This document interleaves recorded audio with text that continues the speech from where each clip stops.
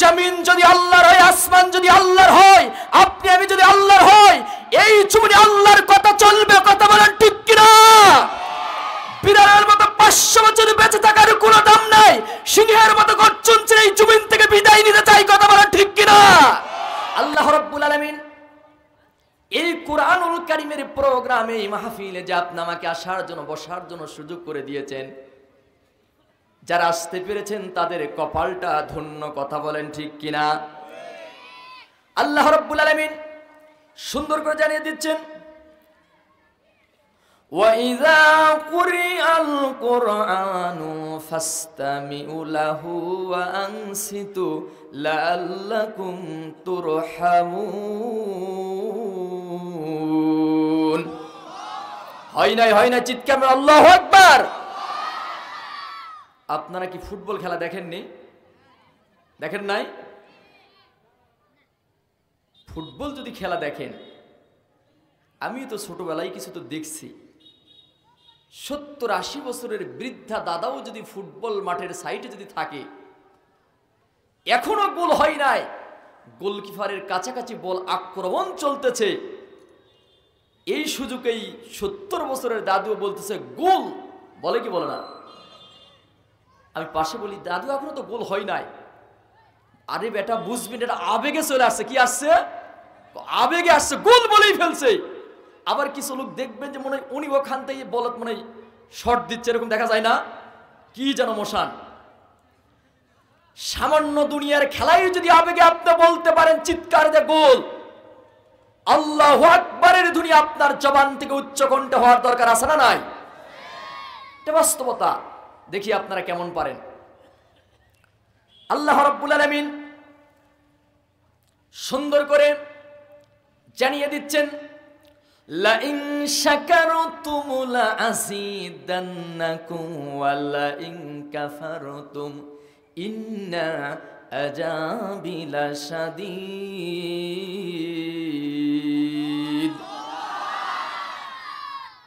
জি, দাদুরা বলছে এখনো যুবকেরা গরম হয় নাই। এই মুহূর্তে আমি একটা পরীক্ষা নিয়ে আপনাদের মাঝে বয়ান শুরু করতে চাই। এই মুহূর্তে যাদের বয়স 30 পর্যন্ত, অর্থাৎ 30-এর নিচ থেকে 30 পর্যন্ত, ইনারা শুধু আল্লাহু আকবার একটা তাকবীর দিব, ইনারা শুধু জবাব দিবে। 30-এর উপর যাদের বয়স, ইনারা জবাব দিবেন না, এদের এটা চান্স আপনাদের আসবে। এখন এই মুহূর্তে যুবকদের দিচ্ছি, যুবকেরা একটু গলাটা ক্লিয়ার করে নেন, গলাটা ক্লিয়ার করে নেন, কারণ আজকে কিছু হোক একটা হবে। কারণ আমরা কোরআনের মাহফিলে এসেছি গলাটা ক্লিয়ার করে নেই। অনেক কিছু খাওয়া দাওয়া করছেন আপনারা, গলাটা হয়তো ঝাঁঝালো হয়ে আছে। এই জন্য যাদের 30-এর নিচে তারা শুধু প্রস্তুতি নেন, তাকবীর হবে লিল্লাহে তাকবীর। বাস, এলাকার মুরব্বীরা খুব চালাক, একজনও মুখ খোলেনি। দেখছেন কার নাম মন চায় পদ, কার নাম মন চায় ক্ষমতা। মুরব্বীরা কেউ এখনো কথা বলে নাই। দেখি এবার যুবকদের আরেকটা লাস্ট চান্স দিচ্ছি, এরপরে কিন্তু মুরব্বীদের চান্স আসবে। লিল্লাহে তাকবীর। এবার 30-এর নিচ থেকে যুবকরা একদম মুখ বন্ধ রাখবেন। দেখি তো আজকের এই ঐতিহাসিক মান্দা ফেরিঘাটের আশেপাশের এলাকায়, পীরপাড়ি বাজার এলাকায় যুবকদের রক্তের আওয়াজ, যুবকদের কণ্ঠের সাউন্ড বেশি না বৃদ্ধদের আজকে প্রমাণ হবে। এখন শুধু মুরব্বীরা 30-এর উপর থেকে 70, 80, 50 যত দূর চলে যায়, তিনারা শুধু জবান দিবেন নারে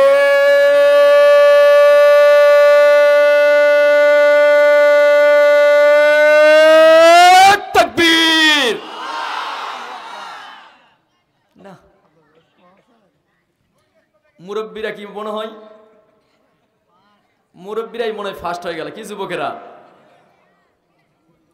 মুরব্বীদের আরেকবার পরীক্ষা করে দিন, প্রথমে নাম হতে পারে লিল্লাহে তাকবীর। বাস, এবার যেহেতু দল মত নির্বিশেষে সকলেই কোরআনের মাহফিল করেছে, এই মুহূর্তে সকলে আমরা কার দলের লোক? আল্লাহর দলের যদি লোক হয়, আল্লাহর স্লোগান দিতে কারো কোনো আপত্তি আছে? যদি আল্লাহর ধুনি আল্লাহর স্লোগান দিতে কারো যদি আপত্তি হয় তাহলে বুঝতে হবে এর ভিতরে নব্য আবু জেহেলের কিছু ঢুকেছে। কথা বলেন ঠিক কিনা? কোরআন শুনলে যাদের গাও জ্বলে বুঝতে হবে তাদের ভেজাল আছে। কথা বলেন ঠিক কিনা? লিল্লাহি তাকবীর, লিল্লাহি তাকবীর। কোরআন হাদিস যেখানে,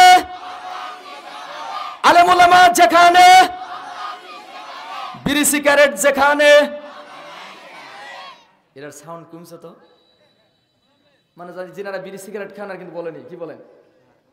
মাশাআল্লাহ, আলহামদুলিল্লাহ, সুন্দর একটি পরিবেশ হয়েছে। এখন কিছু কথা বলা যায় ইনশা বাস।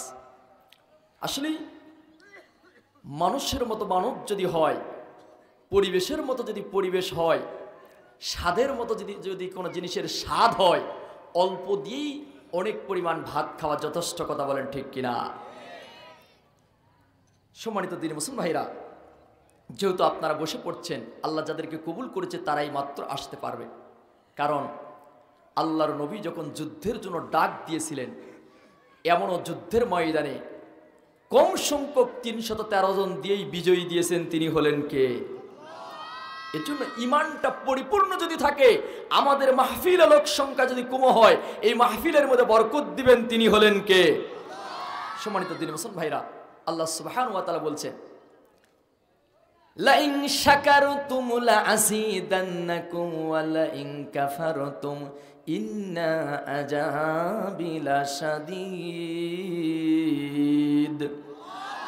রব্বুল আলামিন জানিয়ে দিলেন, যদি কেউ আমি রব্বুল আলামিন আমার নিয়ামতের যদি শুকরিয়া আদায় করে, আমার নিয়ামতের যদি শুকরিয়া আদায় করে আমি রব্বুল আলামিন, তখন ওই বান্দা বান্দীদের নিয়ামতগুলি আমি আল্লাহ আরো বাড়ায় দেব। আল্লাহু আকবার। তাহলে আল্লাহ যা নিয়ামত দিয়েছে এগুলোর শুকরিয়া আদায় করার দরকার আছে না নাই? শুকরিয়া যখন আদায় করব, লাযিদান্নাকুম, আল্লাহ তাআলা বলছে, তখন বান্দা তোমার নিয়ামতগুলি আমি আল্লাহ আরো বাড়ায় দেব। আল্লাহু আকবার। আর যদি নিয়ামতের যদি শুকরিয়া আদায় না করি, রব্বুল আলামিন বলে দিচ্ছে, শেষের অংশ জানিয়ে দিচ্ছে, ইন্না আযাবি লাশাদীদ।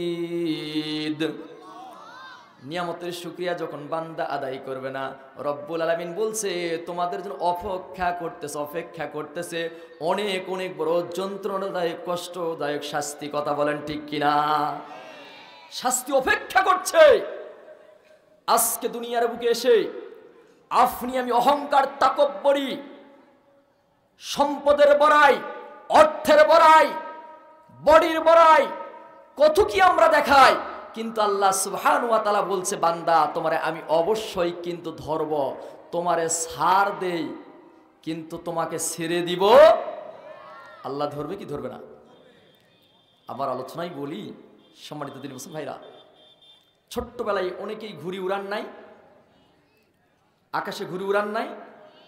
সুন্দর কাগজ এনে সুন্দর করে তৈরি করে সুতো লাগিয়ে দিয়ে আকাশে উড়াল দেয়, এরকম ঘুড়িকে ছোট্টবেলায় আপনার উড়ান নাই? যখন ধীরে ধীরে রশিটা সুতাটা ছেড়ে দেয়, ঘুড়িটা বাতাসের সঙ্গে পাল্লা দিয়ে উঁচু আকাশের দিকে চলে যায় কি যায় না? এমন সময় ঘুড়িটা উঁচু চলে যায়, যাওয়ার পরে ঘুড়ি যদি এখন মনে করে আমি আর মালিকের ধরা ছোঁয়ার কাছে নয়, আমি তো অনেক উঁচু উঠে গিয়েছি, আমার আর কে ঠেকায়, আমার আর কে নামায়, এরকম যদি ঘুড়ি যদি নিয়ত করে, এরকম যদি ঘুড়ি নিজে নিজে চিন্তা চেতনা করে, আসলে এই ঘুড়ির এই ধারণা করা কি সঠিক না ব্যাঠিক? কথা বলেন, সঠিক না ব্যাঠিক? ব্যাঠিক। বাস ঘুড়ি উপরে উঠে গিয়েছে, তার টার্গেট হয়েছে, মনে হয় আর আকাশ থেকে মনে হার নামবো না, ধরা ছোঁয়ার বাইরে চলে গিয়েছে। কিন্তু ঘুড়িটার তো একজন মালিক সুতো নিয়ে অপেক্ষা করতেছে। কথা বলেন ঠিক কিনা? সন্ধ্যা যখন ঘনিয়ে আসা উপক্রম, ঘুড়ির মালিক সুতো যখন আস্তে আস্তে টানা শুরু করে দিয়েছে, যেই সময় ঘুড়িটার দেখা যায় না এমন পর্যায়ে আকাশ থেকে ঘুড়িটা যখন নামতেছে, ঘুড়ি ধীরে ধীরে এমন হয়ে যাচ্ছে, কি আকাশে উঠছিল, ঘুড়িটা কাছাকাছি যখন আসে, ঘুড়ি এমন পর্যায়ে কাছাকাছি আসার পরে ঘুড়িটা মনে হয় যে এরকম এরকম করে, মানে ঘুড়ির মালিককে বুঝাই সরি সরি, কথা বলেন ঠিক কিনা? ও জাতি, ও আল্লাহর গোলাম, তুমি মনে করতেছ মনে হয় দুনিয়ার বুকে আমি অহংকার করব, তাকব্বুরি করব, অর্থের বড়াই করব, সম্পদের বড়াই করব, চাকরির বড়াই করব, ধনের বড়াই করব, রূপের বড়াই করব। তুমি খবরদার খবরদার, তুমি মনে করো না কত সম্পদশালী লোককে রব্বুল আলামিন নিমিষের মধ্যে রাস্তায় ফুটপথে নামাই দিয়েছে, কথা বলেন ঠিক কিনা? পারে কি পারে না? শুধু তাই নয়, তোমাকে সম্মান যদি দেয়, সম্মান পাওয়ার পরে যদি সম্মানের হক যদি তুমি আদায় না করো, আল্লাহ তাআলা প্রয়োজন করে তোমার জুতা পিটা করে বেইজ্জতি করতে পারে কি পারে না? সে আল্লাহ আছে না নাই? এজন্য আমরা আল্লাহর প্রকৃত গোলাম হতে চাই কি চাই না? রব্বুল আলামিন এই জন্য বলছে কোরআনে হাকিমের ভিতর থেকে আপনাদের মাঝে সূরা আনাম থেকে গুরুত্বপূর্ণ একটি আয়াতে কারিমা তেলাওয়াত করেছি, 162 নম্বর আয়াতে কারিমা। এই কোরআনুল কারীমের মধ্যে সূরা আছে কয়টি? কথা বলেন। 114টি। সেখান থেকে সূরা নাম 162 নম্বর আয়াতে কারিমাটা তেলাওয়াত করেছিলাম। আনাম শব্দের অর্থ হচ্ছে চতুষ্পদ জন্তু, চতুষ্পদ পশু। পশু পাখির নামেও আল্লাহ সুবহানাহু ওয়া তাআলা সূরা দিয়েছে, বলেন আল্লাহু আকবার। হাতির নামে সূরা আছে না নাই? মাকড়সার নামে সূরা আছে না নাই? আহারে, আল্লাহ সুবহানাহু ওয়া তাআলা সব কিছু দিয়েছে, বলেন আল্লাহু আকবার। শুধু তাই নয়, রব্বুল আলামিন বলছেন মা ফাররাতনা ফিল কিতাবি মিন শাইইন। রব্বুল আলামিন বলেছেন আমি এই কোরআনুল কারীমের মধ্যে এমন কোনো কিছু বাদ দেই নাই, এমন কোনো কিছু বাদ দেই নাই যা মানুষের চলার জন্য আবার তৈরি করা লাগবে। এই কোরআনুল কারীমের ভিতরে physics, chemistry, biology, algebra, mathematics, botanical, zoology, accounting, philosophy, সব কিছু যা কিছু প্রয়োজন রব্বুল আলামিন সব কথাগুলো খুলে খুলে কোরআনে হাকিমের মধ্যে বলে দিয়েছে, বলে আল্লাহু আকবার। সব কথাগুলি কোরআনুল কারীমের মধ্যে আছে। শুধু তাই নাই, আমার আলোচনায় বলি বিজ্ঞানের আবিষ্কার যত দিন দিন বাড়বে, বিজ্ঞানের আবিষ্কার যত দিন দিন বাড়বে, মানুষের পক্ষে কোরআন বোঝা আরো ততটা সহজ হবে, বলেন আল্লাহু আকবার। কেন সহজ হবে? বিজ্ঞান যেখানে যায় অজ্ঞান হয়েছে, বিজ্ঞান যেখানেই যায় সরে পড়ে গিয়েছে, বিজ্ঞান যেখানেই যায় লাইনচ্যুত হয়ে গেছে, সেখানেই আল্লাহর কোরআন দাঁড়িয়ে গিয়েছে, বলেন আল্লাহু আকবার। কেন? বিজ্ঞানীদের একজনের কথার সঙ্গে আর একজনের কথার কোনো মিল, কথা বলে মিল। দুনিয়ার কিছু নেতাও পাওয়া যায়, একই দলের একই নেতা যদি হয়, এই নেতাই বক্তব্য দেয়, ওই নেতাই আর এক মাঠে যায় বক্তব্য দেয়, তার কথার সাথে মিল থাকে, থাকে কি হুঁশারা হয়, মিল নাই। আল্লাহ সুবহানাহু ওয়া তাআলা কথা কোরআনটা বুঝাতে গিয়ে বললাম খেয়াল লাগান, কান লাগান। সম্মানিত দিনী মুসলমান ভাইরা, একটা বিজ্ঞানীর সাথে আর একটা বিজ্ঞানীর কোনো কথার মিল নাই। কেন মিল নাই? কার্ল মার্কস বলেছেন মানুষ হচ্ছে পেট সর্বস্ব জীব। ডারউইন বলেছেন মানুষ হচ্ছে সেক্স সর্বস্ব জীব। ফ্রয়েড বলেছেন মানুষ তো মানুষই নয়, মানুষ হলো বানরের বংশধর থেকে, বলে নাউজুবিল্লাহ। এক বিজ্ঞানী বলছে মানুষ শুধু পেট সর্বস্ব জীব, মানে খাবে দাবে এই ফুর্তি মারবে, বিজ্ঞানীর চিন্তা ধারণা। আর এক বিজ্ঞানী বলছেন না, মানুষ হচ্ছে ভোগ বিলাস, যৌন চাহিদা, সেক্স সর্বস্ব জীব। আরেক বিজ্ঞানী ফ্রয়েড বলেছেন না না না, মানুষ হচ্ছে বানরের বংশধর, মানুষ বানর থেকে এসেছে। বলেন নাউজুবিল্লাহ। কি আমরা কি বানর থেকে এসেছি নাকি? একটা বিজ্ঞানীর সাথে আর একটা বিজ্ঞানীর কোনো মিল নাই। একটু কান লাগান। জ্যোতির্বিজ্ঞানীদের ধারণা, জ্যোতির্বিজ্ঞানীরা বা বলেছে কয়েকটি গ্রহ যদি ঘুরতে ঘুরতে একত্রিত একই জায়গায় চলে এসে যায় তাহলে এই পৃথিবী ধ্বংস হয়ে যাবে, পৃথিবীর মহাপ্রলয় ঘটবে, এরকম চিন্তা চেতনা করতেছে। কিন্তু আল্লাহ সুবহানাহু ওয়া তাআলা আজ থেকে ১৫০০ বছর পূর্বে শুধু নয়, আদি পিতা আদম আলাইহিস সালাতু ওয়াস সালাম থেকে শুরু করে নিয়ে শেষ নবী জনাবে মুহাম্মদুর রাসূলুল্লাহ সাল্লাল্লাহু আলাইহি সাল্লাম পর্যন্ত যত নবী এবং পয়গম্বর রাসূল এসেছেন, কেউ এমন কথা কি বলেছে যে কিয়ামত হতেও পারে নাও পারে, এরকম বলছে নাকি? জি আল্লাহ আছে নাও, এরকম নাকি? সকলের একই দাওয়াত, একই কথা, এক রবের গোলামি করো, একই রবের দাসত্ব করো। কথা বলেন ঠিক কিনা? ও গোলাম, একটু দিলের কান্দে শুনুন, প্রাণটা খুলে যাবে। দেখুন, একটা বিজ্ঞানীর সাথে আর একটা বিজ্ঞানীর কথার কোনো মিল নাই। আমার রব্বুল আলামিন সুন্দর করে জানিয়ে দিচ্ছেন। তারা বলছে কয়েকটি গ্রহ একত্রিত হলে ধ্বংস হয়ে যাবে। রব্বুল আলামিন কোরআনে হাকিমের মধ্যে বলছেন, লাশ-শামসু ইয়ামবাগি লাহা আন তুদরিকাল কমারা ওয়ালাল লাইলু সাবিকুন নাহার ওয়া কুল্লুম ফি ফালাকি ইয়াসবাহুন। আল্লাহ রাব্বুল আলামিন জানিয়ে দিলেন, কবি বলছেন, প্রবল জ্ঞানী হইবে যাহারা, আপন মনেতে বুঝিবে তাহারা, রাত্রি পারে না আগে যাইবার, দিনের স্থান করে অধিকার।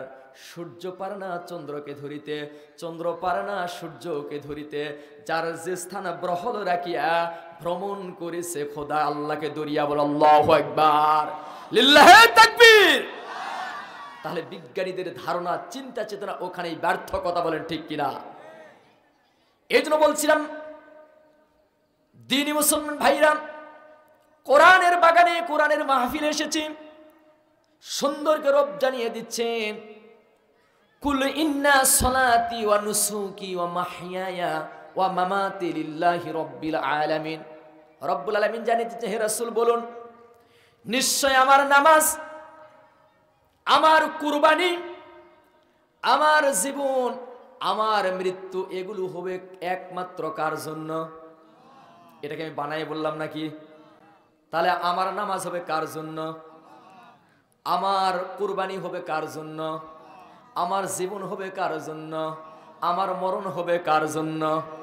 এখন আল্লাহর জন্য যদি মরতে হয়, তাহলে আল্লাহর জন্য মরতে হলে, আল্লাহর জন্য ময়দানে ইসলামকে, দিনকে বিজয়ী করার জন্য প্রয়োজন পড়লে বুকের তাজা রক্ত রাজপথে ঢেলে দেওয়ার দরকার আছে না নাই? শুধু বিড়ি টানাতে টানাতে গিয়ে, শুধু গাঁজা টানাতে গিয়ে, ইয়াবা ফিনচিডির মদ খেয়ে গিয়ে পাশে পালসার গাড়ি নিয়ে ডিগবাজি দিয়ে পড়ে মারার নাম শহীদ নয়। কথা বলেন ঠিক কিনা? শহীদ মৃত্যু হচ্ছে দ্বীনের জন্য, কোরআনের জন্য, ইসলামের জন্য, আল্লাহর জমিনে দিন কায়েমের আন্দোলনের জন্য সময় দিয়ে এমন রাস্তায় যদি আপনার মৃত্যুটা হয়, তাহলে মৃত্যু বলেন আল্লাহু আকবার। অর্থাৎ আপনার জীবনটা ইসলামের পথে বলিয়ান থাকতে হবে। আপনার পরিপূর্ণ জীবনটা যেন ইসলামের পথে চলার যেন আপনার যেন মানসিকতা তৈরি হয়, এই পর্যায়ে আপনি আমাকে থাকার দরকার আছে না নাই? এই জন্য একটু দিলের কান্দে শুনুন বন্ধুগণ, আল্লাহ রাব্বুল আলামিন কোরআনুল কারীমটা সৃষ্টি করলেন নবীকে, এবং কোরআনে হাকিমটা যখন রব্বুল আলামিন গাইড বুক হিসাবে বিশ্ব নবীর প্রতি নাজিল করলেন, এই কোরআনটা শুধু মুখে নিয়ে, বুকে নিয়ে শুধু চুমু দেওয়ার জন্য এসেছে না। এই কোরআনের কিছু হক আছে। এই কোরআন শুধু মানুষ মারা গেলে তেলাওয়াত হবে, এই কোরআন শুধু মসজিদে থাকবে, এই কোরআন শুধু মক্তবে থাকবে, এই কোরআন শুধু মাদ্রাসায় পড়ানো হবে, এই জন্য নাকি কোরআন সমস্ত জায়গায় প্রতিষ্ঠিত করতে হবে। সম্মানিত দ্বীনি মুসলমান ভাইরা, কোরআন দিয়ে যখন কেউ সমাজ চালাবে, কোরআন দিয়ে যখন কেউ রাষ্ট্র চালাবে, কোরআন দিয়ে যখন কেউ নিজের পরিবার চালাবে, ব্যক্তি চালাবে, ওই সমাজে, ওই রাষ্ট্রে, ওই সমাজে কখনো অশান্তি থাকতে পারে। এজন্য কোরআন দিয়ে আমাদের জীবনটা সংশোধন করার দরকার আছে না নাই? কোরআনটাকে গ্রহণ করব। কোরআন জানিয়ে দিচ্ছেন। কোরআন কি বলছে আমার সাথে একটু কান লাগান। কোরআন বলছেন, আল্লাহ তাআলা জানিয়ে দিচ্ছেন, ওয়ামান ইয়াবতাগি গায়রাল ইসলামি দীনান ফালাই ইকবালা মিনহু ওয়া হুয়া ফিল আখিরাতি মিনাল খাসিরিন। আল্লাহ রাব্বুল আলামিন জানিয়ে দিচ্ছেন কোরআন কি বলছে, একটু কান লাগান। কোরআনকে প্রশ্ন করলাম, কোরআন দুনিয়ার জমিনে, দুনিয়ার বুকে যদি মানুষের তৈরি করা আইন দিয়ে যদি নিজের জীবনটা চালাতে চায়, পরিবার চালাতে চাই, রাষ্ট্র চালাতে চাই, সমাজ চালাতে চাই, বলো কোরআন, তাহলে কি আমাদের কোনো সমস্যা হবে না? কি হবে? কোরআন সুন্দর করে তার উত্তর দিয়ে দিলেন। কোরআন বলছে, আল্লাহ তাআলা জানিয়ে দিচ্ছেন, যে বাজারা আমি আল্লাহ রাব্বুল আলামিন আমার দেওয়া জীবন ব্যবস্থাটাকে বাদ দিয়ে, আল্লাহর দেওয়া জীবন ব্যবস্থার নাম কি? কথা বলেন, নাম কি? আল্লাহর দেওয়া জীবন ব্যবস্থার নাম হচ্ছে কোরআন। আল্লাহ তাআলা বলছে, আমার দেওয়া জীবন ব্যবস্থা কোরআনটাকে বাদ দিয়ে যারা মানুষের তৈরি করা আইন দিয়ে নিজের জীবন চালাতে চায়, পরিবার চালাতে চায়, সমাজ চালাতে চায়, রাষ্ট্র যদি চালাতে চায়, আল্লাহ তাআলা বলছে আমি রব্বুল আলামিন তাদের কাছ থেকে ওটা তো গ্রহণ করবই না, করব না, বরং তারা হবে কিয়ামতের দিন ক্ষতিগ্রস্ত। এ কথা কার? এ কথা কার? আল্লাহ যদি বলে কিয়ামতের দিন ওই ব্যক্তি ক্ষতিগ্রস্ত হবে, তাহলে আল্লাহর কোরআন আমরা জীবনে মেনে নেওয়ার দরকার আছে না নাই? এজন্য বলছি, শুনুন, কোরআনুল কারীমের বাগানে, এই জান্নাতি বাগানে আমরা বসতে পেরেছি। কত পরিমাণ যে আপনার আমার আমল নামায় নেকিগুলো লেখা হচ্ছে আপনি আমি অনুমান করতে পারছি না। আল্লাহ রব্বুল আলামিন আসমান থেকে রহমতের বৃষ্টি এই ময়দানে নাযিল করতেছে। বলেন আল্লাহু আকবার। এজন্য কোরআনটা হচ্ছে মিষ্টি মধুর। এই কোরআনের কথা মানুষ যত শুনবে তত মিষ্টি মধুর লাগবে, যার অন্তর থেকে কোরআনকে ভালোবাসে। কথা বলেন ঠিক কিনা? তার বিকল্প পথ নাই, কোরআনকে অন্তরে মেনে নিতে হবে। সাহাবাই কেরামেরা এই কোরআনের জন্য নিজের জীবনটা পর্যন্ত তারা বিলীন করে দিয়েছে। বলে আল্লাহু আকবার। এজন্য সম্মানিত দিনী মুসলিম ভাইরা, কোরআনের বিকল্প ছাড়া কোনো পথ নাই। সাহাবাই কেরামেরা কি করেছিলেন কোরআনের জন্য? আজকে আমরা তো মুসলমানের ঘরে জন্ম নিয়ে নামধারী মুসলমান হয়েছি, নামাজ না পড়ি তারপর মুসলমান হিসেবে দাবি করি, এরকম লোক সমাজ আছে না নাই? দিনে বিড়ি খাই 5 বার, 5 ওয়াক্ত বিড়ি খাচ্ছে নামাজের মতো, বিড়ির পর বিড়ি খাচ্ছে, কিন্তু নামাজের কথা যদি বলি নামাজ পড়ে না, তারপরও যায় বলে হাম মুসলমান। কথা বলেন ঠিক কিনা? আমরা বলবো তুমি বাংলাদেশি ভোটার আইডি কার্ডে তুমি বাংলাদেশের নাগরিক হতে পারো, কিন্তু মুসলমান এবং কাফেরদের মধ্যে পার্থক্য হলো সালাত, নামাজ। কথা বলেন ঠিক কিনা?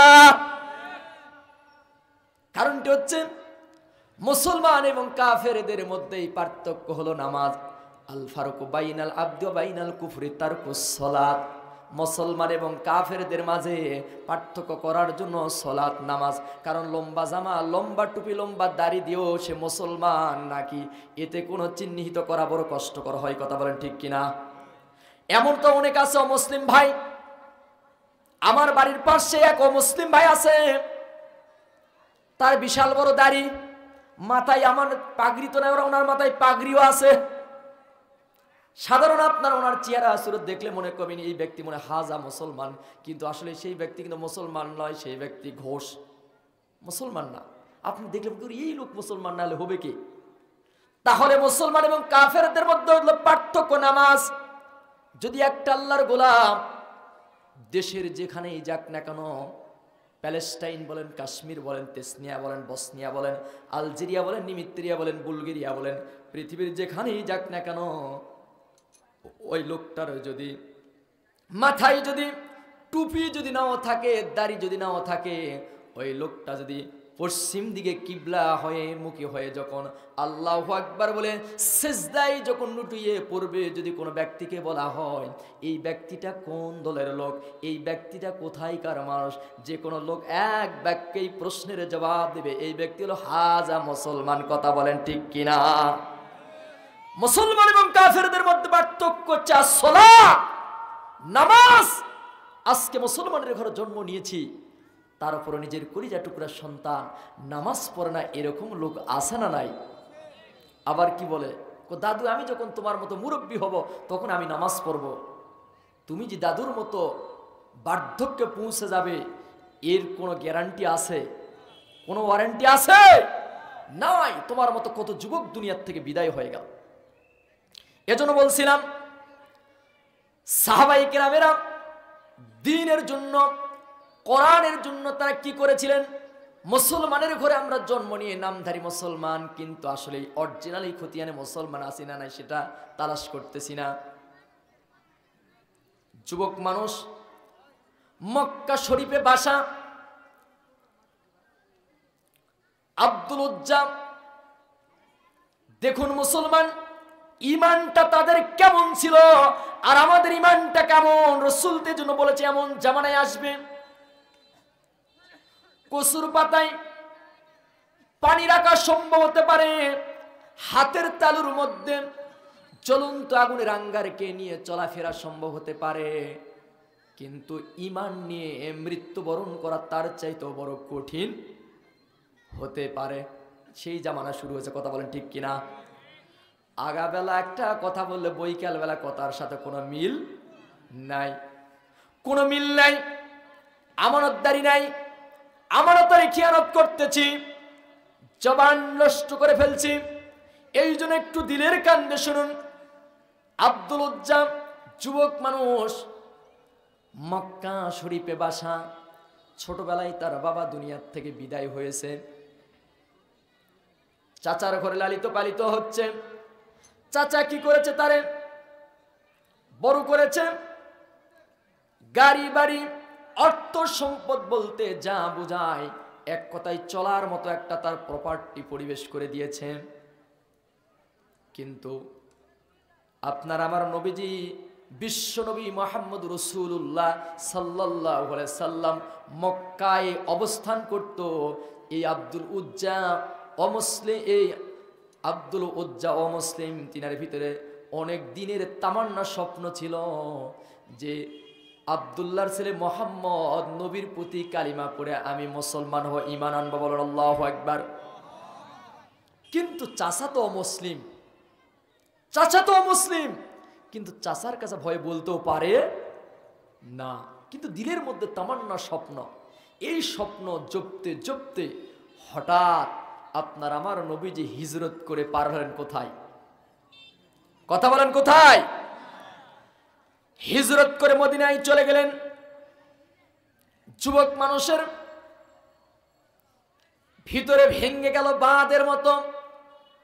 স্বপ্ন ছিল কালিমা পড়ে মুসলমান হব, ইমানের সুদা পান করব, কিন্তু এমন মুহূর্তে আপনার আমার নবীজি মদিনায় হিজরত করে চলে গেলেন। চাচাকে বলতেছে, ও চাচা, আব্দুল্লাহর ছেলে মুহাম্মদ আল্লাহর নবী, এতে আপনার কি মত এবং কি আপনার ইচ্ছে পোষণ একটু বলেন। চাচা বলতেছে, ভাতিজা, আব্দুল্লাহর ছেলে মুহাম্মদ সত্যি আল্লাহর নবী, এতে কোনো সন্দেহ নাই। কি বলতে চাও ভাতিজা? ভাতিজা বলছে, চাচা, আব্দুল্লাহর ছেলে মুহাম্মদ যদি আল্লাহর নবী হয় এতে কোনো সন্দেহ নাই। একথার সাক্ষ্য যদি আপনি দেন তাহলে আপনি কি তার প্রতি কি কালিমা পড়ে কি মুসলমান হবেন? আপনিই তো বললেন আব্দুল্লাহর ছেলে মুহাম্মদ নবী, ভালো মানুষ, সত্যবাদী, তাহলে কি আপনি তার প্রতি কালিমা পড়ে মুসলমান হবেন? চাচা বলতেছে, ভাতিজা, না, তার প্রতি কালিমা পড়ব না, ঈমান আনবো না। তখন ভাতিজা বলছে, চাচা, অনেক দিন থেকে দীর্ঘ সময় ধরে আমার ভিতরে স্বপ্ন ছিল যে আপনি কালিমা পড়ে মুসলমান হবেন, ঈমান আনবেন, পাশাপাশি আপনাকে দেখেও কালিমা পড়ে আমিও মুসলমান হয়ে যাব। কিন্তু চাচা আপনি যখন কালিমা পড়লেন না আর পড়বেন না বলে যখন ঘোষণা দিলেন, আমি আর কাফের মুশরিক আর থাকতে চাই না। ওগো চাচা সাক্ষী থাকো, আপনার সামনেই আমি তাওহীদের কালিমা পড়ে মুসলমান হলাম। পড়েন লা ইলাহা ইল্লাল্লাহু মুহাম্মাদুর রাসূলুল্লাহ সাল্লাল্লাহু আলাইহি ওয়াসাল্লাম। চাচা বলছে, ভাতিজা তুমি যে কালিমা পড়লেন এর পরিণাম তুমি কি জানো? কই না তো জানি না চাচা। এর পরিণাম হচ্ছে তোমার পরনে যে জামা কাপড় লুঙ্গি এগুলো কার টাকা দেয় কেনা? ভাতিজা বলছে, চাচা এগুলি তো সব আপনার টাকা দিয়ে কেনা। এই উট গাড়ি বাড়ি যায় এগুলো কার? চাচা সব আপনার। তাহলে টাকা পয়সা এগুলি দিয়ে দাও। বাস দিয়ে দিলাম। যুবক মানুষ চাচা বলতেছে, ভাতিজা শুধু টাকা পয়সা দিলেই চলবে না, তোমার গায়ে যে জামা লুঙ্গি গুলো আছে এগুলো আমাকে দিতে হবে।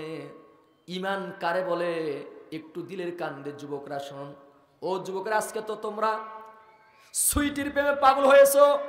আজকে যদি জরিনা একটু মিস কল দেয়, রাতের বেলায় ফ্লেক্সির দোকানে যায় এমন যুবক আছে না নাই? যুবকদেরকে বলবো, যুবকেরা তোমাদের রক্ত ইসলামের ফাউন্ডেশন। দেখুন যুবকেরা, আব্দুল উজ্জা কি করলেন?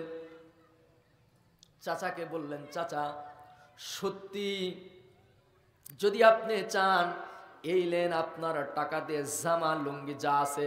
যুবক মানুষ, ভরা যুবক, টকবগে গায়ের জামা লুঙ্গি এগুলো সব কিছু চাচার সামনে খুলে ফেল দিলেন। এই যুবক মানুষ এখন উলঙ্গ অবস্থায় বাড়ির দিকে দৌড়াচ্ছে।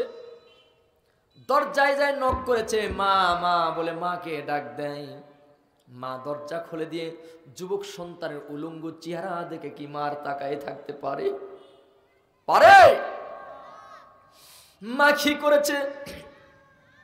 নিজের চক্ষুকে নিম্নগামী করে বলছে, বাবা আব্দুল উজ্জা, তোমার কেন এই দৃশ্য, তোমার কেন এই পরিস্থিতি? আব্দুল উজ্জা বলতেছে, মা আমার এই পরিস্থিতি, আমার এই দৃশ্য কালিমা পড়ার কারণে আমার এই দৃশ্য হয়ে গেছে। মা আমার চাচা সবকিছু আমার খুলে নিয়েছে। মা বলছে, ছেলেরে তুই আমার কাছে কি চাস? ছেলে বলতেছে, মা তেমন কিছুই আপনার কাছে চাই না। আপনার কাছে কোনো কাপড় আছে নাকি? আমার একটু কাপড়ও দিয়ে দাও, যারে করে আমি কাপড়েটা দিয়ে একটু মোড়ায় দিয়ে আমি মদিনার দিকে যেতে চাই। বল আল্লাহু আকবার। মা একটা কম্বল তারা দিয়ে দিলেন। আব্দুল উজ্জা কম্বলটারে কোন বড় হালে দুইটা খণ্ড করলেন,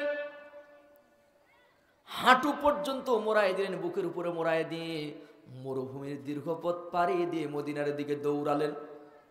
এই যুবক উস্কো খুস্কো চেহারা, মরুভূমির পথ রাস্তা বালিকা নবীর দরবারে পদার্পণ করলেন। যুবকের এই দৃশ্য দেখার পরে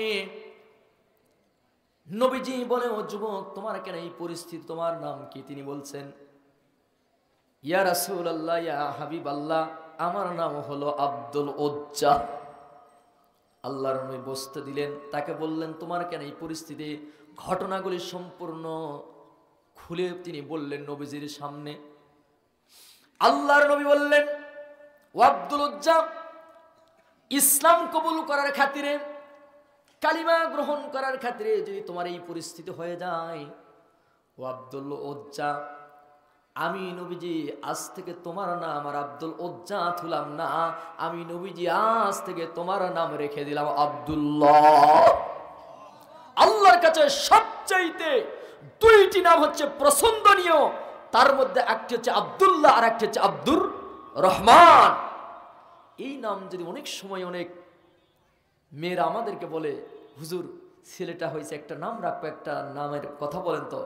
আমরা যদি বলি আব্দুল্লাহ রাখেন অথবা বলি আব্দুর রহমান, বলে হুজুর এটা একটা নাম হলো, এটা একটা তো ওল্ড মডেল। কি দেখছেন, ওই যে নাম রাখবে ট্যাবলেট, ক্যাপসুল, ABCD, কি বলেন, এগুলো নাম দিলে খুব মানে মডেলিং। আর এই নাম বললে বলছে এগুলো একটা বুড়া মডেল হলো। তখন আমি বললাম, ওরে চাচি, যেই দুইটি নামের মধ্যে একটি নাম আপনার সন্তানের অথবা আপনার নাতনি রাখার জন্য বলেছি, এই দুইটা নাম সবচাইতে রবের কাছে গ্রহণযোগ্য, আব্দুল্লাহ ইবনে আব্দুর রহমান। আল্লাহু আকবার। বলছিলাম বন্ধুগণ, কি করলেন, এই আব্দুল্লাহর না আব্দুল উজ্জার নাম আব্দুল্লাহ রেখে দিলেন। তিনারে আল্লাহর নবীজি 70 থেকে 80 জনের একটা সদস্যকে আহলে সুফা বলা হতো। এই 70-80 জন সদস্যের মধ্যে এই আব্দুল্লাহরে থাকতে দিলেন। আল্লাহর নবী বললেন, ঠিক আছে, আব্দুল্লাহরে কোরআন তেলাওয়াত শিখাও, কোরআন পড়াও। বাস তার আব্দুল্লাহর সাথে চলতেছে। কিন্তু আব্দুল্লাহ কোরআন তেলাওয়াতে এত মিষ্টি মধুর, রাত জেগে জেগে কোরআন তেলাওয়াত করে, প্রাণ ভরে ভরে আল্লাহর কালাম তেলাওয়াত করে। কিন্তু অন্যান্য সঙ্গীদের একটু ঘুমের ডিস্টার্ব হয়, তারা বলে একটু ধৈর্য ধরো। কিন্তু আব্দুল্লাহর ইমানটা তো বড় পাকা ইমান। আব্দুল্লাহ রাত জেগে জেগে কোরআন তেলাওয়াত করে, এমনকি তারা আব্দুল্লাহর অনেক চাপ প্রয়োগ করে, তারপরও বন্ধ হয় না। এক পর্যায়ে নবীজির কাছে আহলে সুফার সদস্যরা আল্লাহর নবীর কাছে নালিশ করলেন, বিচার দায়ের করলেন, ওগো আল্লাহর নবী, ই আব্দুল্লাহ রাত জেগে জেগে এত জোরে জোরে কোরআন তেলাওয়াত করে আমাদের ঘুমের ডিস্টার্ব হয়ে যায়। এ কথা বলতে যাদেরই আপনার আমার নবীজির চোখ থেকে টস টস করে জমিনে পানি পড়তেছে, বলে আল্লাহু আকবার। নবীজি বলে, ও আমার সঙ্গী সাথীরা রে, তোমরা শুনে নাও, তোমরা কালিমা গ্রহণ করতে গিয়ে তোমাদের বিবি বাল বাচ্চা বাড়ি ঘর সব তোমাদের বোঝায় আছে, কিন্তু আমার এই আব্দুল্লাহ তার ইমানটা এত বড় দামি ইমান হয়ে গেছে, আব্দুল্লাহ ইসলাম কবুল করতে গিয়ে, কালিমা গ্রহণ করতে গিয়ে, এমনকি তিনি নিজের পরনের কাপড়টা বাঁধতে পারে নাই। সুতরাং তোরা আমার এই আব্দুল্লাহ রে তোমরা প্রাণ ভরে, কলিজা ভরে বেশি বেশি করে আল্লাহর কালাম পড়তে দাও, বলে আল্লাহু আকবার। কি ঈমান! আজকে যুবকদের বলি, যুবক, কোরআনের মাহফিলে তুমি আসতে পারো নাই, ও যুবক, এমন তো হতে পারে আগামীকাল মসজিদের খাটলি তোমার বাড়িতে গিয়ে লাগতে পারে কি পারে না? পারে কি পারে না? যেই খাটলি একবার লাশ বহন করে, একবার ওই বিমানে যদি লাশ নাই, দ্বিতীয়বার আর বাড়িতে ফিরায় দেয় না। ও যুবক, কত মানুষের জানাজা করলাম, কত মানুষকে কবরে দিলাম, এমন একদিনও তো হতে পারে আমি মাওলানা হুমায়ুন কবির আর রাজি, আমার মৃত্যুর খবরটা ফেসবুকে ইন্টারনেটে ছড়িয়ে যেতে পারে কি পারে না? আল্লাহ যদি আমার মৃত্যু রাখে, হক কথা বলার খাতিরে যদি মৃত্যু রাখে, মৃত্যু যদি হয় হবে, কিন্তু আমরা জাতির সামনে কোরআনের হক কথা বলবো ইনশাআল্লাহ।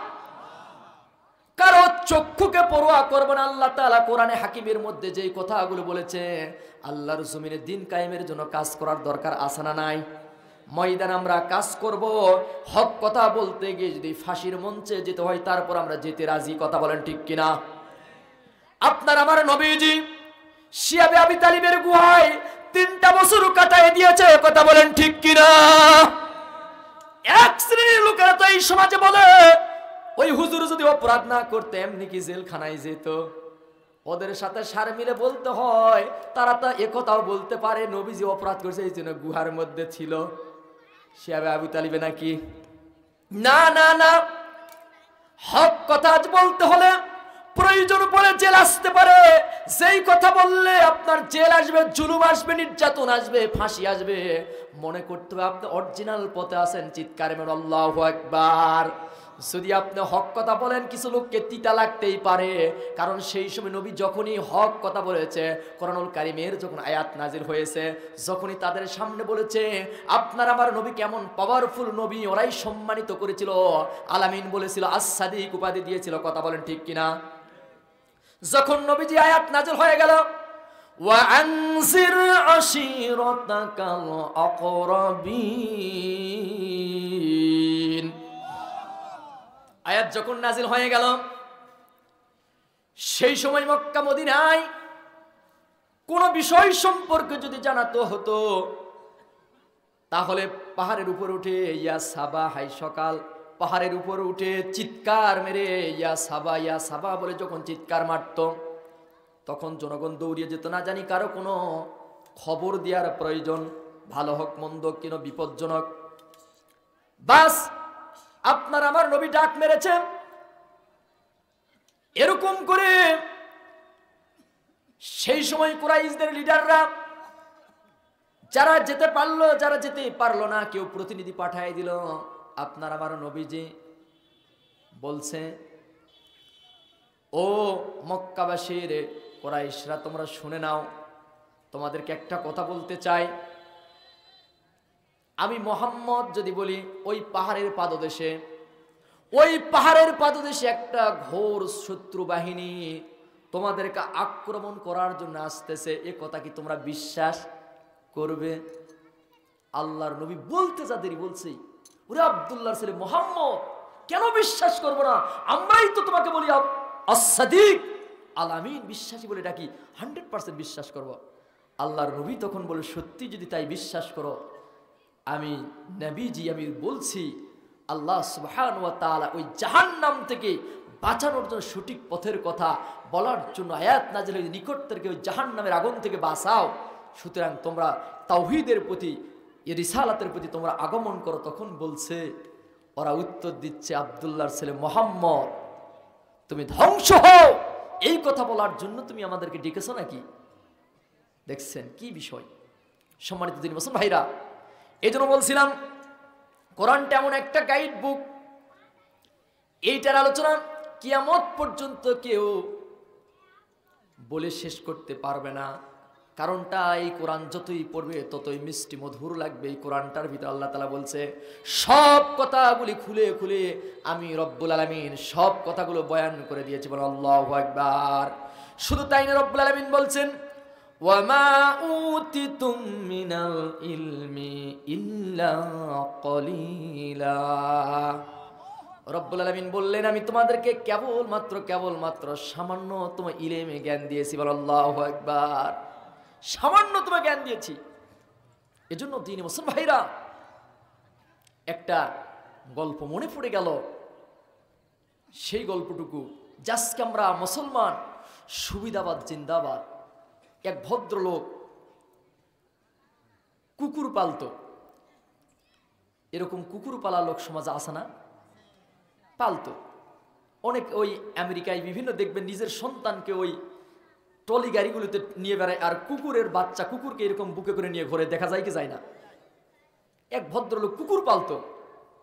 সেই ব্যক্তি বাস কুকুর পালতো। হঠাৎ একদিন হুজুরের সঙ্গে দেখা, মনে করেন হুজুর বলছে, কি ভাই, এই এতগুলো কুকুর আপনি সবসময় নিয়ে থাকেন, চলাফেরা করেন, বেড়া করে, কে হুজুর আপনাদের কাছ থেকে তো ওয়াজ শুনছি, আপনারা তো বলছেন যেই ঘরে বা যার কাছে কুকুর থাকবে সেই জায়গায় কখনো ফেরেশতা যাবে না।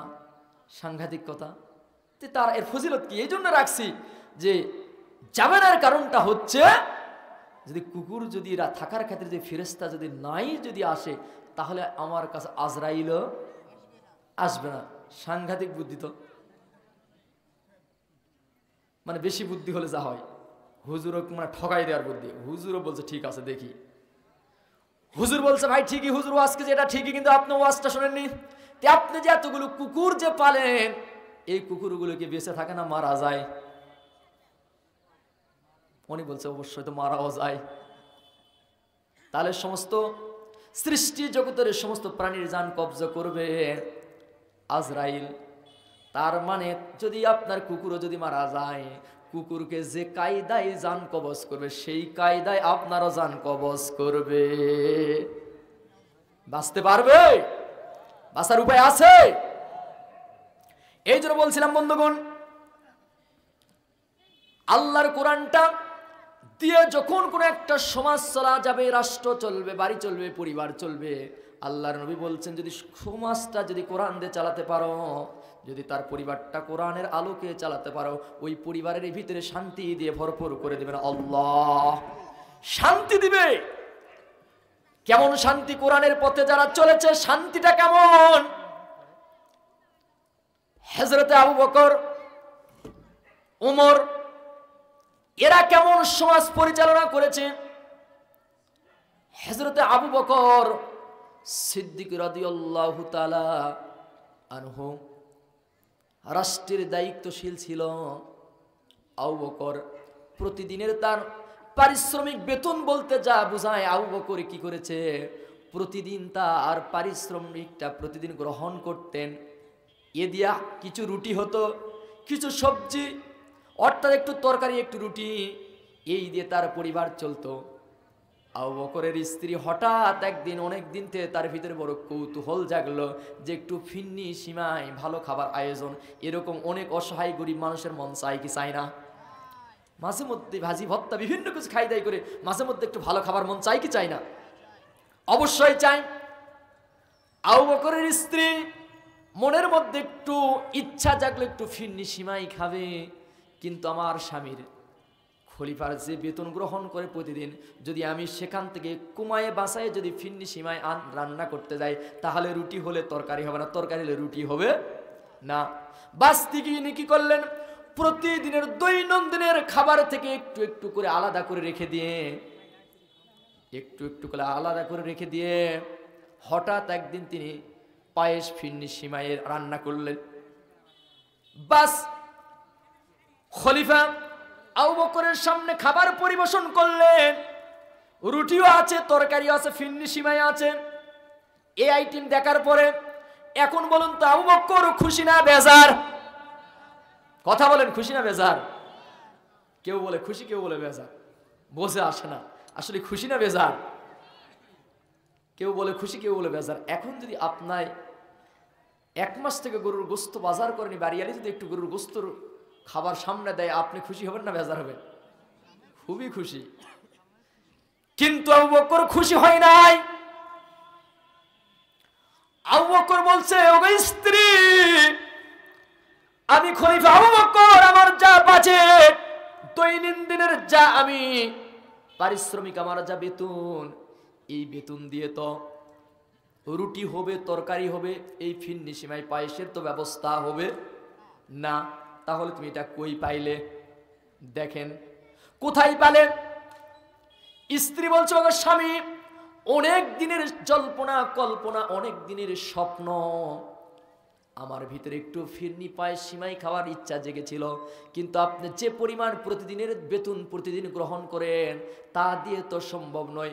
এই জন্য দৈনন্দিনের খাবার থেকে একটু করে আলাদা আলাদা করে রেখে দিয়ে আমি সেখান থেকে জড়ো হয়েছে, তারপরে রান্না করেছি।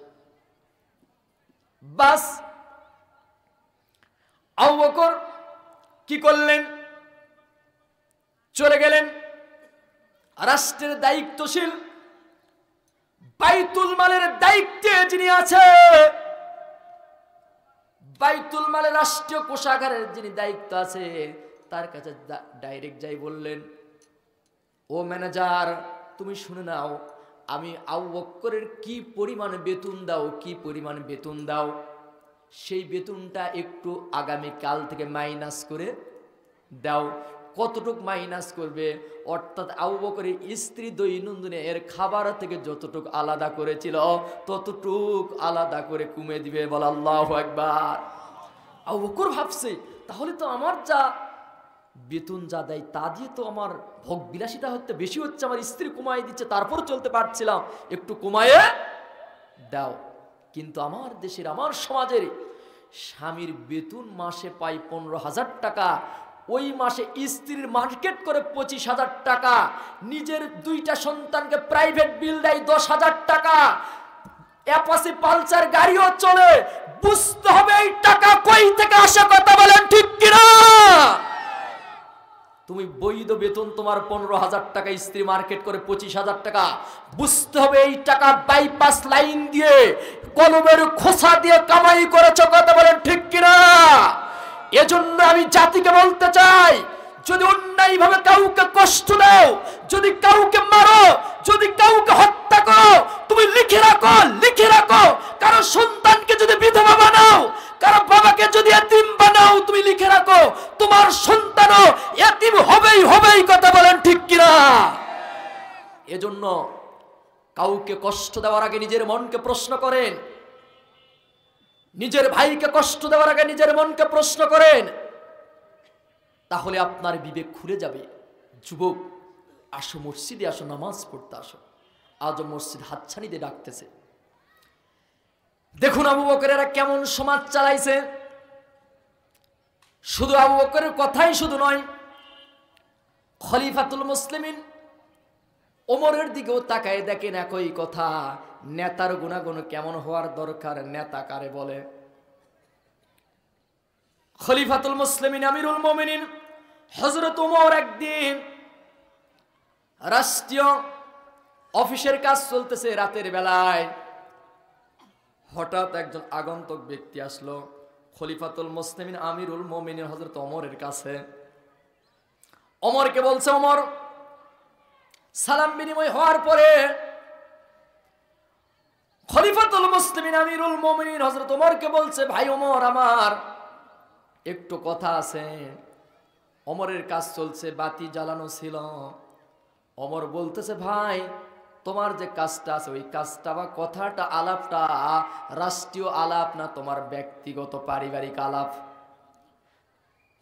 যুবক বলছে, সেটা তো আমার ব্যক্তিগত আলাপ। ব্যক্তিগত আলাপের কথা বলতে যা দেরি, ওমর সঙ্গে সঙ্গে বাতি জ্বালানো ছিল, বাতিটা নিভাই দিয়েছে। বলে আল্লাহু আকবার। রাতের বেলায় একটা বাড়িতে যদি আপনি যান, আপনার বাসায় বাতি জ্বলতেছে, অফিসে মনে করেন একটা ব্যক্তি যায়, বলছে, ভাই আমার কিছু প্রশ্ন আছে, ব্যক্তিগত না পারিবারিক। আপনি বলছেন আপনার ব্যক্তিগত প্রশ্ন, আর সেই মুহূর্তে যদি বাতিটা নিভাই দেয়, বলুন তো ভয় পাবে কি পাবে না? বলছে, ভাই ওমর, বাতি কেন নিভাই দিলেন? নিভাই দিলাম, আমি রাষ্ট্রের কাজ করতেছি, রাষ্ট্রের সম্পদ, রাষ্ট্রের তেল পড়তেছে।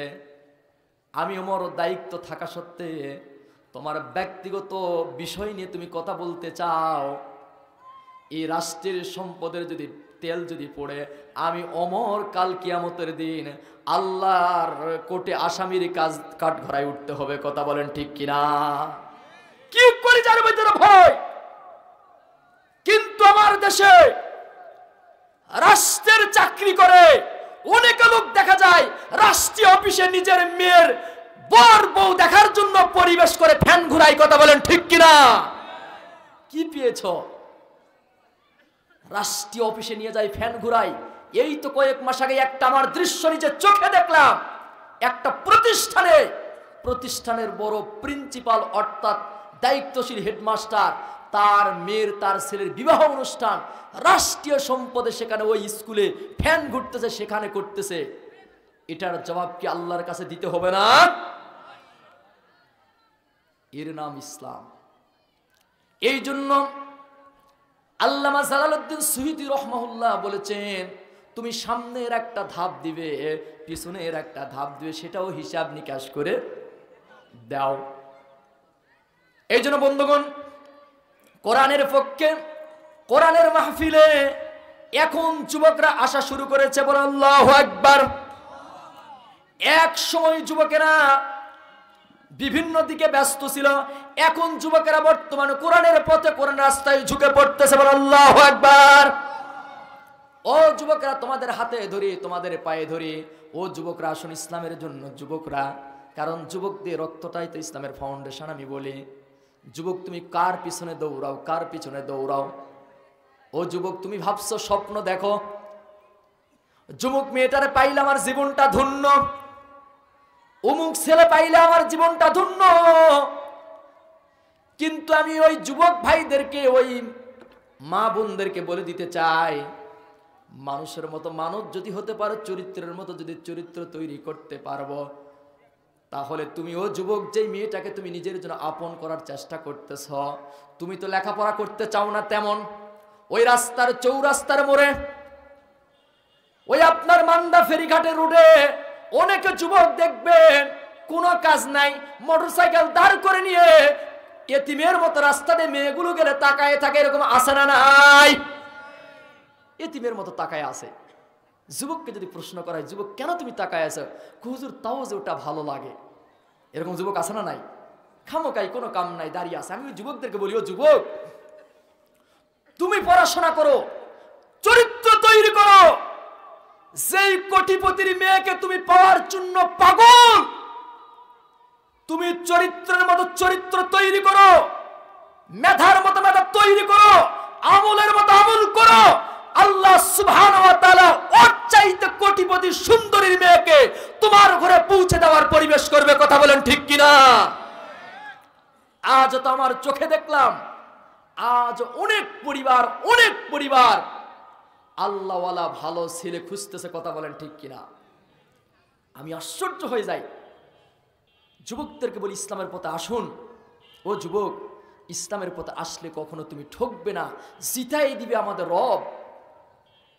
এই জন্য রব্বুল আলামিন পবিত্র কোরআনুল কারীমের মধ্যে সুন্দর করে জানিয়ে দিচ্ছেন, যুবকেরা আসুন, কার আদর্শটাকে নিজের জীবনে লালন করতে হবে, কার আদর্শকে মেনে নিতে হবে। রব্বুল আলামিন বলছেন, লাকাদ কানা লাকুম ফি রাসূলিল্লাহি উসওয়াতুন হাসানা। আল্লাহ রাব্বুল আলামিন বললেন, যদি কেউ আদর্শবান মানুষ যদি হতে চায়, আদর্শবান ডাক্তার হতে চায়, আদর্শবান নেতা হতে চায়, আদর্শবান কৃষক হতে চায়, আদর্শবান রাজনীতিবিদ হতে চায়, তাহলে ওই মানুষটা, যেই মানুষের আদর্শ নিজের জীবনে মেনে নিতে হবে, তিনি হচ্ছেন বিশ্বনবী জনাবে মুহাম্মদ রাসূলুল্লাহ।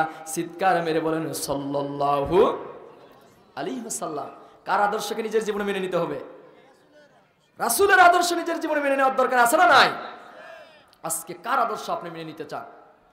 এমনও মানুষের আদর্শ মেনে নিতে পারেন যেই মানুষটির আদর্শ কোরআন হাদিসের সাথে কোনো মিল নাই। আজকে আমরা একমাত্র আদর্শ মেনে নিতে হবে বিশ্বনবী মুহাম্মদ রাসূলুল্লাহ সাল্লাল্লাহু আলাইহি সাল্লামের আদর্শ। সম্মানিত দিনী মুসলমান ভাইরা, মা বোনেরা, একটু দিলের কান দিয়ে শোনার চেষ্টা করুন। আজকে আমাদের দেশের অনেক যুবক ভাইরা প্রবাসে অবস্থান করেন, জনম দুঃখিনী পিতা মাতা বাড়িতে অবস্থান করে, এরকম আছে না নাই? প্রবাসে অবস্থান করছে, নিজে কষ্ট করে টাকা পয়সা প্রবাস থেকে নিজের বাড়িতে পাঠায় দিচ্ছে। যেই মুহূর্তে প্রবাসে যায়, কত কষ্ট করে টাকা বাড়িতে পাঠায় দেয়। যে স্ত্রীটা এয়ারপোর্টে স্বামীর গলা ধরে বলেছিল, ও আমার দরদের স্বামী, তুমি যাও, চলে যাও, দেশের বাইরে টাকা পয়সা কামাই করো, টাকা পাঠায় দিবে, তোমার এই একটা দুইটা কলিজা টুকরা সন্তানের চোখের দিকে তাকায়া বুকে নিয়ে শুয়ে থাকবো, তোমার সংসারটা দেখশন করব, এমন ওয়াদাবদ্ধ হয়ে ঢাকা এয়ারপোর্টে যায় বিমানে বিদায় দেয়। কথা বলেন ঠিক কিনা? কিন্তু আহামরি কান্না, যেই মাত্র 3টা মাস 5টা মাস 6টা মাস বিদায়, টাকা ঠিকই বাড়িতে আসে, দেখা গেল 1 বছরের ব্যবধানে 2টা সন্তানকে থুয়ে ওই বন্ধুকে নিয়ে লইয়া পালায়ে যায়। এমন ঘটনা আছে না নাই? তবে আপনার এইদিকে এরকম হয় না? হয়। চাচা বলছে এদিকেও হয়। কি আফসোস! ওই স্ত্রীকে বলি, ওই মহিলাকে বলি, তোমার স্বামীর সাথে কি ওয়াদা করেছিলে, আর 6 মাসের ব্যবধানে তুমি কি ওয়াদা রাখলে? এই তো ওয়াদা আমাদের। এজন্য বন্ধুগণ বলতে চাই, শুধু তাই নয়, আজকে তো যুবকদের চরিত্র নষ্ট হয়ে যাওয়ার একটাই কারণ হচ্ছে যুবকরা মোবাইলে আসক্ত বেশি হয়ে গেছে। কথা বলেন ঠিক কিনা? আগে তো চিঠি লেখা লাগতো কত কে, এখন যুবকেরা শুধু মোবাইলে খালি লিখতে হতো, এখন লেখাও লাগে না, মুখ দিয়ে বললেই লেখা হয়। কথা বলেন ঠিক কিনা? এক রিক্সা চালক, ভ্যান চালক শুনলাম উনি নাই প্রেম করে। আরে ওই তো লেখাপড়াই জানা, বলছে হুজুর লেখা আর লাগে না, আমি খালি মুখ দিয়ে মোবাইলে বললে মোবাইলে লিখে দেয় কম্পিউটারে। আমি বলি কেমনে চলে যাবো হুজুর, লেখা পাঠানোর দায়িত্ব আছে, আমি মোবাইল শুধু লেখে আমার ল্যাপের ভিতর ঠেলা দেয়, চলে যাই টাঙ্গাইলের সকিনা লেখে ঠেলা দেয়, চলে আসে মান্দা ফেরিঘাট। কথা বলেন ঠিক কিনা? খালি ঠেলা ঠেলি, আগে ঠাসা ঠাসি লাগতেন, ঠেলা দিলে চলে যায়। এই তো যুবকের চরিত্র। এই চরিত্র নষ্ট হওয়ার একটা কারণ আছে, এর পিছনে অনেক কপাল পুরা পিতা মাতার অপরাধ আছে। যেই কলিজা টুকরা সন্তান নিজের পেটে আসার পর থেকে মা মোবাইল ফোনের আসক্ত, সন্তান খাবার খায় না, মোটু পাগলু দেয়, উমুক দেয়, তুমুক দেয়, সন্তানের হাতে একদিকে মোবাইল ধরে অপর দিকে সন্তানের মুখে খাবার দেয়। কথা বলেন ঠিক কিনা? ছোট থেকেই সন্তানকে মোবাইলের আসক্ত করেছে ওই পিতামাতা। এই সন্তান নষ্ট হবে না তো হবে কে? কথা বলেন ঠিক কিনা? তারপরে যখন সন্তান আর মোবাইল ছাড়া কিছু বোঝে না, তখন হুজুরদের কাছে নিয়ে যায়, বলে হুজুর একটু দোয়া করেন তো, একটু পানি পড়া দেন, আমার ছেলেটা কিছুই শোনে না। আমরা তখন বলি এই ব্যারাম তো ছোটোর থেকে তৈরি করেছেন, এখন হুজুরের পড়া পানি দিলে আরো বেশি টিপবে মোবাইল। কি বলেন? বাস্তবে না ঘটনা। এজন্য আপনার আমাদের কলিজা টুকরা সন্তানকে ছোট্ট থেকেই ভালো শিক্ষা দেওয়ার দরকার আছে না নাই? এই জন্য কবি বলছেন, সমাধান চাও যদি জীবনে মরণে, ফিরে যাও খুঁজে নাও চোখ রাখো কোরআনে। সমাধান চাও যদি জীবনে মরণে, ফিরে যাও খুঁজে নাও চোখ রাখো। এই জন্য জীবনের প্রতিটি মুহূর্তে ভয় থাকতে হবে কার? আল্লাহর ভয় ছাড়া কোনো উপায়। এই জন্য তো খুবই সুন্দর করে বলেন, আমার সাথে পড়েন, যাদের হৃদয়ে আছে আল্লাহর ভয়, তারা কভু পথ ভুলে যায় না। আল্লাহর প্রেম ছাড়া এই দুনিয়ায় কারো কাছে কোনো কিছু চাই না। রাতের আধারে যারা সেজদাতে রয়, দু চোখের অস্ত্রতে নদী যেন বয়, ছলনার হাত ছানি যত আসুক পিছনে ফিরেও সে তাকায় না। যাদের হৃদয়ে আছে আল্লাহর ভয়, তারা কভু পথ ভুলে যায় না। আল্লাহর প্রেম ছাড়া এই দুনিয়ায় কারো কাছে কোনো কিছু চাই না। রাতের আধারে যারা সেজদাতে রয়, দু চোখের অস্ত্রতে নদী যেন বয়, ছলনার হাত ছানি যত আসুক পিছনে ফিরেও সে তাকায় না। যাদের হৃদয়ে আছে আল্লাহর ভয়, তারা কভু পথ ভুলে যায় না। বলেন মারহাবা। আল্লাহর ভয় যদি কার কলিজার ভিতরে থাকে, ওই লোকটা কি কখনো পথ ভুলে যাবে? এই জন্য রব্বুল আলামিন বলছেন, সুন্দর করে জানিয়ে দিচ্ছেন, যেই রব এত সুন্দর করে বান্দার উপকারের জন্য পথগুলো জানিয়ে দিচ্ছেন, রব্বুল আলামিন বলছেন, আইনামা তাকুনু ইদরিকুমুল মাউতা ওয়ালা কুনতুম ফি বুরুজিম মুশাইয়্যাদা। রব্বুল আলামিন সুন্দর করে জানিয়ে দিলেন, তোমরা যেখানেই যেই সীসাডালা প্রাচীরের ভিতরে থাকেন না কেন মানুষ, বুরুজিম মুশাইয়্যাদা, সেখানেই তোমাদেরকে মৃত্যু পাকড়াও করবে, মৃত্যু সেখানেই তোমাদেরকে ধরবে। মৃত্যু থেকে আমরা কেউ রেহাই পাবো না। যত বড় এই দুর্গের ভিতরে থাকেন না কেন মৃত্যু ধরবে। আজকে যদি মরতেই হয় তাহলে আমরা মরার মতো মরব ইনশাআল্লাহ। শহীদি তামান্না, শহীদি মৃত্যু হওয়ার দরকার আছে না নাই? আল্লাহর নবী বলেছেন, এই পৃথিবীর বুকে সবচেয়ে উন্নত মানের মৃত্যু হলো শহীদি মৃত্যু। শহীদি মৃত্যুটা আল্লাহর নবী বলেছেন, পিঁপড়ায় একটা কামড় দিলে যা যন্ত্রণা, এর চাইতে বেশি যন্ত্রণা, এর চাইতে হালকা যন্ত্রণা। বল আল্লাহু আকবার। তার বাস্তব প্রমাণ আমার বাংলাদেশের অনেক যুবক ভাইরা ইসলামের জন্য ন্যায্য চাওয়া পাওয়ার জন্য রাজপথে জীবনটা পর্যন্ত দিয়েছে। কথা বলেন ঠিক কিনা? এই জন্য বলছিলাম বন্ধুগণ, শহীদ মৃত্যু, শহীদ তামান্না প্রত্যেকের ভিতরে থাকার দরকার। মৃত্যু থেকে কেউ রেহাই পাবো না। আল্লাহর নবী সুলাইমান আলাইহিস সালাতু ওয়াস সালাম মাত্র 13 বছর বয়সে আল্লাহ রব্বুল আলামিন তার সিংহাসনে বসায় দিয়েছে। বলে আল্লাহু আকবার। সুলাইমান পয়গম্বর, সুলাইমান নবী, তার বাবার নাম কি ছিল? দাউদ আলাইহিস সালাতু ওয়াস সালাম। দাউদ আলাইহিস সালাতু ওয়াস সালামের সন্তান সুলাইমান পয়গম্বর। লিল্লাহে তাকবীর, লিল্লাহে তাকবীর। প্রধান বক্তার আগমন। সুলাইমান পয়গম্বর রাজ সিংহাসনে বসা। এমন মুহূর্তে মালাকুল মউত মানুষের সুরত ধারণ করে আল্লাহর পয়গম্বর সুলাইমানের কাছে হাজির হল। আল্লাহু আকবার। পাশেও বসা কথোপকথন হলো, চলে গেল। পাশে আল্লাহর পয়গম্বর সুলাইমানের সামনে তার মন্ত্রী বেটা বসা ছিল। সুলাইমান পয়গম্বরের সামনে থেকে আগন্তুক লোক চলে গেল। মন্ত্রী বেটা সুলাইমান পয়গম্বরকে বলতেছে, ও আল্লাহর পয়গম্বর সুলাইমান, ও আল্লাহর পয়গম্বর সুলাইমান, কিছুক্ষণ আগে আপনার দরবারে আগন্তুক একটা ব্যক্তি এসেছিল, সে কে? সুলাইমান বলতেছে, ওগো মন্ত্রী বেটা, তিনি তো আর কেউ নয়, তিনি হচ্ছেন মালাকুল মাউত আজরাইল আলাইহিস সালাতু ওয়াস সালাম। ও আল্লাহর পয়গম্বর সুলাইমান,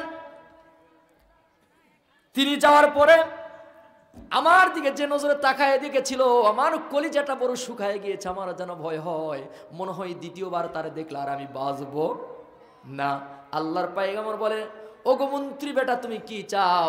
মন্ত্রী বেটা বলছে, ওগো আল্লাহর পয়গম্বর সুলাইমান, আল্লাহ রব্বুল আলামিন আপনাকে এমন পাওয়ারফুল দায়িত্ব দিয়েছে, পশু পাখির পর্যন্ত ভাষা বোঝানোর যোগ্যতা দিয়েছে, এমনকি বাতাস পর্যন্ত আপনার তাবে করে দিয়েছে। সুতরাং বাতাসকে অর্ডার করেন, বাতাস যেন অন্তত দূরতম কোনো হিন্দুস্তানের মতো দূরবর্তী এলাকায় আমার নিয়ে যায়, ফেলায় দেবেন। আল্লাহু আকবার।